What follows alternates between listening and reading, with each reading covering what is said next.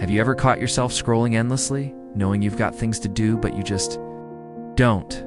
Not because you're incapable, not because you're too tired, but because something inside is quietly choosing comfort over growth. It's not laziness, it's something deeper. What if the real problem isn't motivation, but misunderstanding how your brain works? If you've ever wondered why self-discipline feels so hard and how to actually master it, this video is for you. Let's break the chains holding you back and unlock the real psychology behind discipline. Let's get one thing clear. You are not lazy, at least not in the way people usually define it. Laziness is not a personality trait. It's not a permanent flaw. It's a symptom, a signal that your mind is avoiding something. And usually what it's avoiding isn't effort, it's discomfort. The human brain is hardwired to seek pleasure, avoid pain, and conserve energy. That survival code served our ancestors well. But in today's world where growth requires discomfort, that ancient wiring works against us.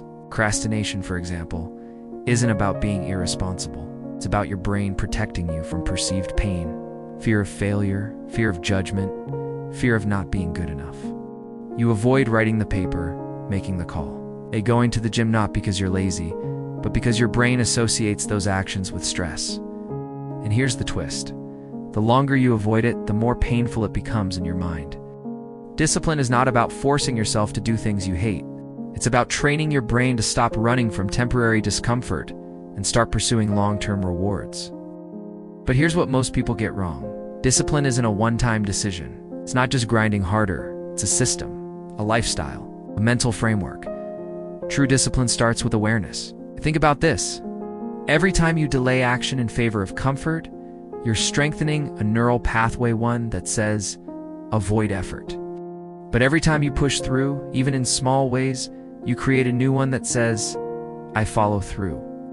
That's how discipline is built, not in giant leaps, but in consistent, microscopic choices. Inside every one of us lives two identities, the present self and the future self. The present self wants ease, comfort, instant pleasure. The future self wants growth, results, fulfillment. Discipline is the bridge between the two. It's choosing in this moment to act in service of who you want to become, rather than who you've been. This isn't just motivation talk, it's neuroscience. The brain's prefrontal cortex, which governs planning and decision-making, is often at war with the limbic system, which seeks immediate gratification. So how do you strengthen the prefrontal cortex? With intentional practice? That's where routines, habits, and rituals come in. They reduce decision fatigue and rewire your default behaviors. Here's something powerful. Discipline is not about willpower, it's about systems. Willpower is like a battery. It drains. It weakens under stress. But habits, they run on autopilot. The more decisions you automate, the more energy you conserve for higher-level challenges. Start small. Set one micro-habit. Make your bed. Drink a glass of water first thing in the morning. Write for 5 minutes. These seem trivial, but they're not. They are evidence to your brain that you follow through. Each win rewires your identity.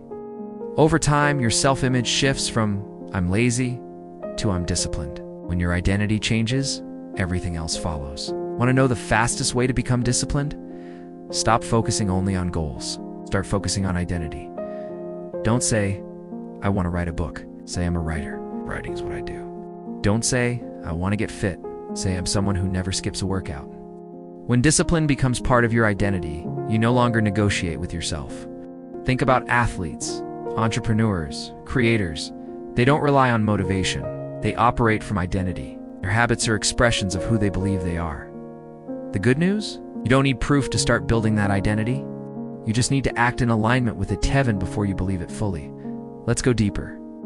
Why do we resist discipline, even when we know it leads to success? Fear of failure. If you try and fail, it confirms your deepest insecurities. So you avoid trying at all. But here's the truth. Failure is not the enemy. Fear of failure is.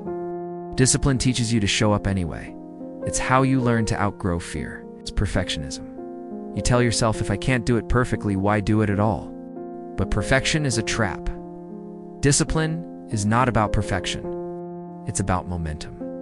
Progress beats perfection every time. Overwhelm, you try to change everything at once. That leads to burnout and shame. Start with one thing, master it, then stack the next habit. This is how you build unstoppable momentum. Environment. Your surroundings influence your behavior more than you realize. If your phone is the first thing you see in the morning, you'll be reactive all day. If your workspace is cluttered, your mind feels cluttered too. Want discipline? Create an environment that makes success easier than failure. Discipline gets a bad reputation. People think it's cold, rigid, restrictive.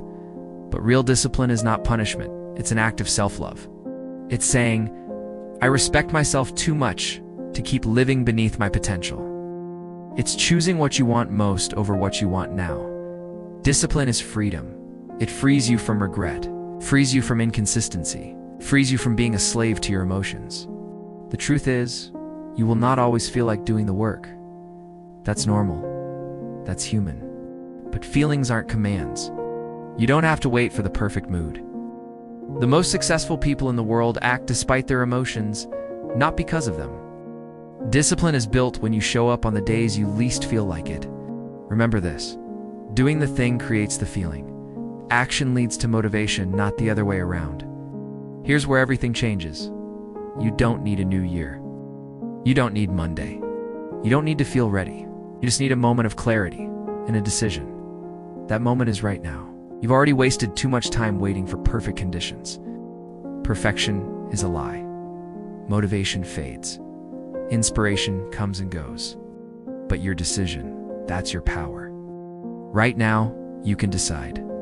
No more waiting, no more running, no more excuses. Start small. Stay consistent. And let your actions speak for who you're becoming. So, the next time you feel lazy, pause. Ask yourself, what discomfort am I avoiding? What identity am I choosing in this moment? You are not your past. You are not your patterns. You are what you consistently choose to become. Discipline isn't easy, but it's worth it. Because every disciplined action you take, every time you show up.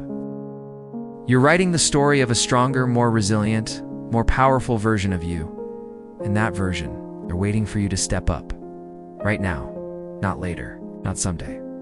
Today.